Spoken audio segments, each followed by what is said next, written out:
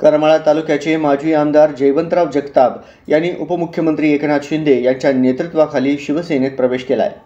त्यामुळे ठाकरे गटाला धक्का देत जगताप यांनी शिंदे गटात प्रवेश केल्यानं सोलापूर जिल्ह्याची राजकारणात चर्चा रंगली आहे। एकनाथ शिंदे विकासाच्या दृष्टिकोन असलेले नेतृत्व असून त्यांच्याच नेतृत्वाखाली धनुष्यबाण चिन्हावर करमाळा नगरपालिकेवर, पंचायत समितीवर आणि येणाऱ्या सर्व स्थानिक स्वराज्य संस्थांच्या निवडणुकीत भगवा फडकवणार असल्याचा निर्धार माजी आमदार जयवंतराव जगताप यांनी व्यक्त केला आहे।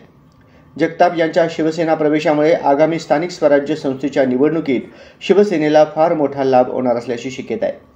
जयवंतराव जगताप यांच्या पक्षप्रवेशावेळी सांगोल्याचे माजी आमदार शहाजीबापू पाटील, शिवसेना वैद्यकीय कक्षाचे प्रमुख मंगेश चिवटे, शिवसेनेचे करमाळा म्हाडा विभागाचे जिल्हा प्रमुख महेश चिवटे, सांगलीचे विठ्ठल पाटील, सिंदखेड राजाचे माजी आमदार डॉक्टर शशिकांत खेडकर यांची प्रमुख उपस्थिती होती।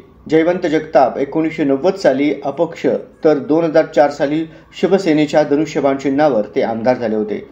2019 साली विधानसभेला संजय मामा शिंदे यांना विजयी करण्यात व 2024 साली नारायण पाटील यांना विजयी करण्यात जयवंत जगताप यांचा महत्त्वाचा वाटा आहे। माजी आमदार जगताप यांचे वडील स्वातंत्र्य सैनिक देशभक्त स्वर्गीय नामदेवराव जगताप 4 वेळा व चुलते स्वर्गीय अण्णासाहेब जगताप 1 वेळेस आमदार होते।